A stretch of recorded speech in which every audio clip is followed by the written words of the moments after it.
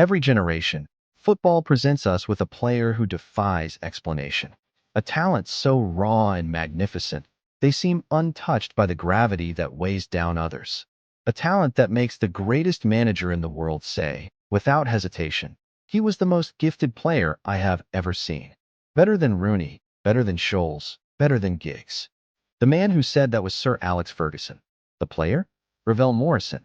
Born and raised in Manchester, Morrison was destiny wrapped in a United kit. Yet, if you search his name today, you won't find titles, records, or legacy. You find a scattered career of unfulfilled loans, from West Ham to Lazio to Mexico. You find nothing. Morrison is the ultimate example of a tragic truth. In football, raw talent is never enough. This is the football dossier on the Wonderkids who vanished. We explore not the ones who became legends, but the ones who were destined to be, and how the system built to elevate them often becomes the machine that crushes them. What exactly defines a prodigy? It is not just skill. It is the anticipation of history.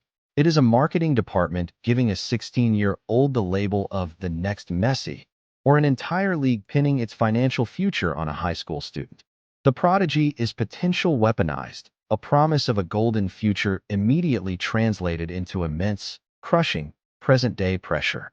The journey from potential to permanence is a minefield.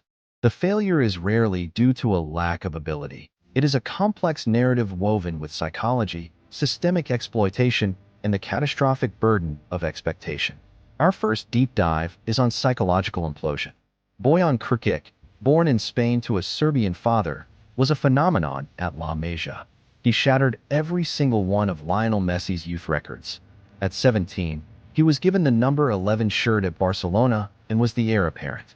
But Bojan was immediately burdened by the next Messi label, a tag that stole his identity. The pressure was so severe, it manifested internally. In 2008, age 17, Bojan missed the European Championship semi-final due to severe panic attacks. He had concealed his anxiety for years, terrified to admit he was buckling. His career unfolded not as a legend's, but as a nomadic journey, through Roma, AC Milan, Ajax, and even Stoke City. Bojan didn't vanish due to a lack of skill. He vanished because the pressure to be a myth eroded his desire to simply play. His case is a definitive study on expectational trauma. The system is not designed for humanity. It is designed for maximum economic return. When a young talent hits a roadblock, an injury, a dip in confidence, the machine demands a quick fix, usually in the form of a loan. These loan spells are often catastrophic. The player is sent to a struggling team, expected to be the savior, the star they couldn't afford. They move alone, often to a new country and a new language, without essential social or structural support. For the developing prodigy, instability is poison. Instead of structure, they receive alienation and desperation. The cycle of the failed prodigy often follows this path: hype, mismanagement, loan, instability, and finally, erosion. If Boyan's story is about psychological pressure, Freddie Adu's dossier is about commercial pressure. Adu was born in Ghana, immigrating to the United States as a child. In 2004, aged 14, he was anointed the next Pelé and became the youngest professional athlete in U.S. team sports history. The pressure was not just footballing, it was purely economic. Sponsors, the MLS, and an entire nation invested financially in the idea of Freddie Adu. He signed a $1 million Nike contract before he ever kicked a professional ball. This massive commercial burden meant his development was permanently secondary to his marketability.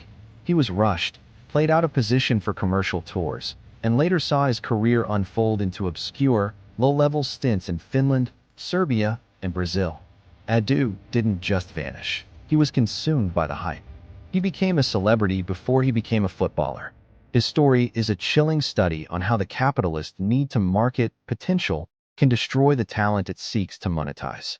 The stories of Boyan and Adu confirm that vanishing isn't random. It is a predictable casualty of a high-pressure system. But what about the players who had the resources, the structure, and the guidance? The players who possessed a gift so rare, their disappearance can only be described as a tragedy of attitude? We return to Ravel Morrison to understand why. For some, the greatest opponent is not the defense, but the reflection in the mirror. Morrison had everything: an elite Manchester academy, mentorship, and generational talent. But Morrison's dossier is a study on the corrosive power of undisciplined genius. His career at Manchester United was marred by theft, threats, and a profound lack of discipline that began early. Despite Ferguson trying everything, including giving him countless chances and arranging counseling, Morrison was ungovernable.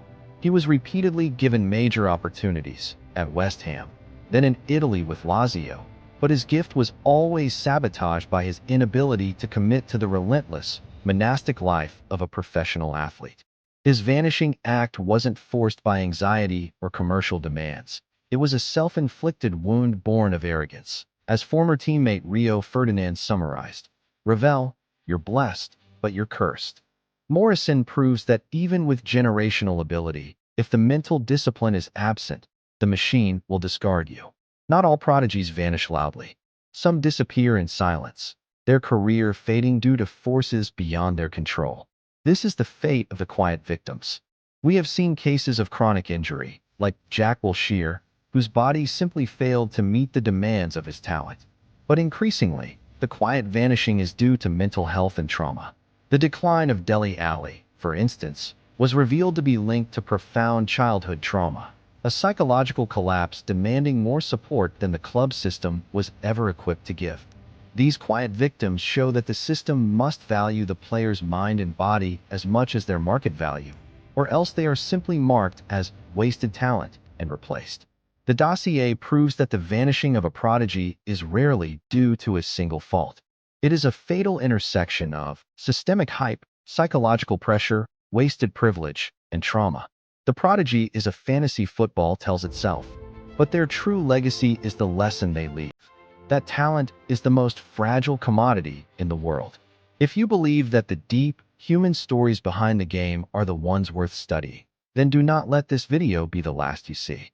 Smash the like button, subscribe now, and turn on the notifications. Join us as we continue more football narratives of the beautiful game.